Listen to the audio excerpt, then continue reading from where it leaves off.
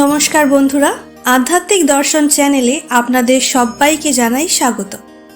আশা করছি প্রত্যেকে ভালো আছেন এবং সুস্থ আছেন। বন্ধুরা, আজকের আমাদের ভিডিওর বিষয়টি হলো শিবরাত্রি। 2025 সালে শিবরাত্রি ঠিক কবে পড়েছে, চতুর্দশী তিথি শুরু ও শেষের সময় কি, শিবরাত্রি পালনের সময় কি, এই সব কিছু নিয়ে আলোচনা করব এই ভিডিওর মাধ্যমে। তাছাড়াও শিবরাত্রি ব্রত আপনারা ঠিক কিভাবে পালন করবেন সেটিও জানাবো এই ভিডিওর মাধ্যমে। আমরা প্রত্যেকেই শিবরাত্রিতে উপবাস করে থাকি এবং শিব মন্দিরে গিয়ে শিবলিঙ্গে জল, দুধ, বেলপাতা, ফুল ইত্যাদি সামগ্রী অর্পণ করে থাকি। কিন্তু আপনাদের মধ্যে এমন অনেকেই আছেন যারা কিন্তু সঠিক পূজা পদ্ধতি জানেন না। আজকের এই ভিডিওটি মন দিয়ে দেখলে জানতে পারবেন যে আগামী শিবরাত্রিতে কি কি সামগ্রী নিয়ে মন্দিরে যাবেন ও কিভাবে পূজা করবেন। আমার সকল দর্শক বন্ধুদেরকে অনুরোধ করব ভিডিওটি পুরোটি দেখবার। আশা করছি আপনাদের প্রত্যেকের ভীষণ ভালো লাগবে, তাই ভিডিওটি দেখার পরে একটি লাইক ও কমেন্টে ওম নমঃ শিবায় লিখে যাবেন। আর যদি ভিডিওটি দেখে আপনারা উপকৃত হয়ে থাকেন তাহলে আপনাদের চেনা পরিচিত আত্মীয় পরিজন ও বন্ধু বান্ধবদের সাথে শেয়ার করে দেবেন, যাতে তারাও এই ভিডিওটি দেখে উপকৃত হয়। বন্ধুরা, প্রথমেই আপনাদের জানিয়ে দিই শিবরাত্রি ব্রত কবে পড়েছে। 2025 সালে স্মার্ত মতে বা হিন্দু মতে শিবরাত্রি ব্রতটি পড়েছে 26শে ফেব্রুয়ারি বা 13ই ফাল্গুন বুধবার, এবং গোস্বামী মতে বা বৈষ্ণব মতে শিবরাত্রির ব্রত পড়েছে 27শে ফেব্রুয়ারি বা 14ই ফাল্গুন বৃহস্পতিবার। তবে আপনাদেরকে জানিয়ে দিই, স্মার্ত মতে অর্থাৎ 26শে ফেব্রুয়ারি বা 23শে ফাল্গুনই কিন্তু শিবরাত্রি ব্রত করার জন্যে শ্রেষ্ঠ দিন। এইবার আপনাদেরকে জানাই শিব চতুর্দশী তিথি শুরু ও শেষের সময়।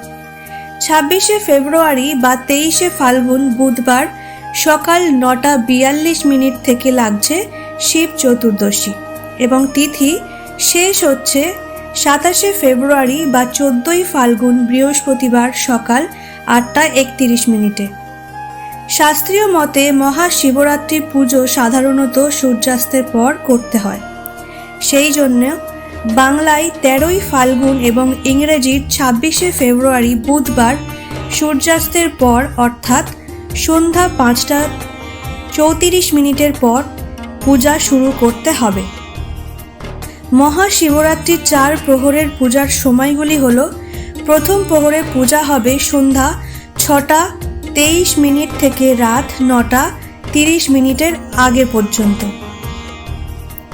এবং দ্বিতীয় প্রহরের পূজা হবে 9:30 থেকে রাত 12:40 পর্যন্ত।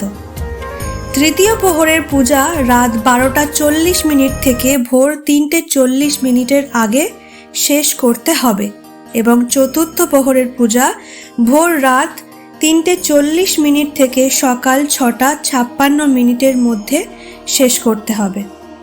এইবার জেনে নিন ব্রত ভঙ্গের বা পালনের শুভ সময় কি। বাংলায় 14ই ফাল্গুন এবং ইংরেজিতে 27শে ফেব্রুয়ারি বৃহস্পতিবার সকাল 8:31 পর থেকেই 9:56 মধ্যে ব্রত ভঙ্গ বা পালন শেষ করতে হবে। চলুন বন্ধুরা, এবার আপনাদের জানিয়ে দিই বাড়িতে বা মন্দিরে এই দিন ঠিক কীভাবে পূজা করবেন। শিবলিঙ্গ অভিষেক করার জন্যে পঞ্চামৃত হচ্ছে সর্বশ্রেষ্ঠ। মহাশিবরাত্রির বিশেষ নিয়ম হল 4টি প্রহরে 4টি বিশেষ বিশেষ জিনিস দিয়ে শিবলিঙ্গে অভিষেক করা। যেমন ধরুন দুধ, দই, ঘি, মধু ইত্যাদি। আপনারা যদি বাড়িতেই পূজা অর্চনা করেন তাহলে একে একে 4টি প্রহরে 4টি বিশেষ জিনিস দিয়ে অভিষেক করে নেবেন।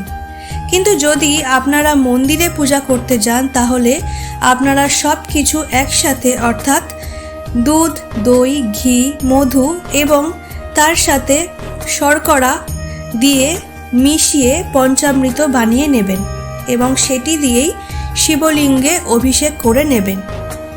যদি আপনার জীবনে কোনো রকমের ফাঁড়া বা বিপত্তি থাকে তাহলে তা কাটানোর জন্য কালো তিলেরও ব্যবহার করতে পারেন।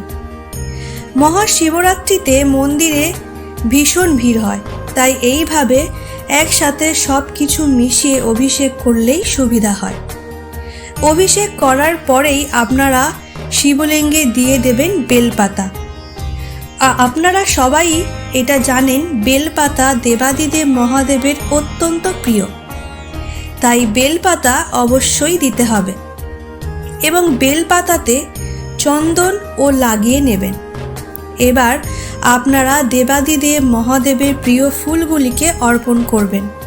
প্রিয় ফুল বলতে আকন্দ, ধুতরা, অপরাজিতা ও আরও নানা রকমের ফুল নেবেন। তবে বন্ধুরা, এটিও আপনাদের মনে রাখতে হবে, এই শিবরাত্রির দিন ভগবান শিবের সাথে সাথে দেবী পার্বতীরও পূজা হয়ে থাকে, তাই দেবী পার্বতীর জন্যেও কিছু হলুদ বা লাল ফুলও কিন্তু আপনাদের রাখতে হবে। পুরাণ কথা অনুযায়ী এই মহাশিবরাত্রির দিনই ভগবান শিব ও দেবী পার্বতীর বিবাহ হয়েছিল, তাই জন্যেই বিবাহিত মহিলারা এই দিনটিকে সংসারে সুখ ও শান্তির জন্যে পালন করে থাকে। বন্ধুরা, এইবারে আপনারা কিছু ফল জোগাড় করে নেবেন, যেমন ধরুন কলা, বেল, শসা ও ইত্যাদি। নানা রকমের ফল দিয়েই একটি একটি করে 4 প্রহরে 4 বার প্রদান করবেন। কিন্তু যদি মন্দিরে পূজা করে থাকেন তাহলে চেষ্টা করবেন একসাথেই সবকটি ফল প্রদান করে দেবেন। শিবরাত্রিতে শিবলিঙ্গে গোটা ফল অবশ্যই অর্পণ করতে হয়। তাছাড়াও আপনাদের নিতে হবে পৈতে, ধূপ, কর্পূর ইত্যাদি। শিবলিঙ্গে অক্ষত আতপ চাল প্রদান খুবই ভালো, যদিও আপনারা মনে করলে পঞ্চামৃতর মধ্যেও আতপ চাল দিয়ে দিতে পারেন। শিবলিঙ্গে কিন্তু প্রথমেই গঙ্গার জল অবশ্যই অর্পণ করবেন। শিব ঠাকুরের পূজ্য কিছু কিছু মিষ্টি জাতীয় খাবার নিতে হবে, যেমন ধরুন সন্দেশ, সাদা বাতাসা, পেঁড়া ইত্যাদি দিতে হবে। ঘিয়ের প্রদীপ কিন্তু আপনাদের অবশ্যই দিতে হবে, কোনো রকমের মোমবাতি কিন্তু চলবে না। প্রদীপ আপনাদের ব্যবহার করতেই হবে এবং তা যদি ঘিয়ের প্রদীপ হয় তাহলে খুব ভালো হয়। প্রদীপটি তবে অনেকটা বড়ই নিতে হবে, কারণ প্রথম প্রহর থেকে শেষ প্রহর পর্যন্ত প্রদীপটিকে প্রজ্বলিত করে রাখতে হবে। এইভাবেই 4 প্রহরের পূজা শেষ করে নিতে হবে এবং শেষে অবশ্যই করে ব্রত কথাও পড়ে নিতে হবে। ব্রত কথা না পড়লে কিন্তু আপনাদের এই ব্রত অসম্পূর্ণ থেকে যাবে, তাই ব্রত কথাটি অবশ্যই পড়তে হবে। বন্ধুরা, মনে রাখবেন, মনের ভক্তিটাই কিন্তু সব, তাই ভক্তি ভরে ভগবান শিবের পূজা করলেই কিন্তু আপনারা ভগবানকে সন্তুষ্ট করতে পারবেন। ভগবানকে পাওয়ার জন্য কোনো রকমের নিয়মের দরকার পড়ে না, শুধু ভক্তিতেই সব কিছু হয়। তাহলে বন্ধুরা, আজকের মতো ভিডিওটি আমরা এখানেই শেষ করছি। দেখা হবে আবার অন্য কোনো ভিডিওতে। ধন্যবাদ।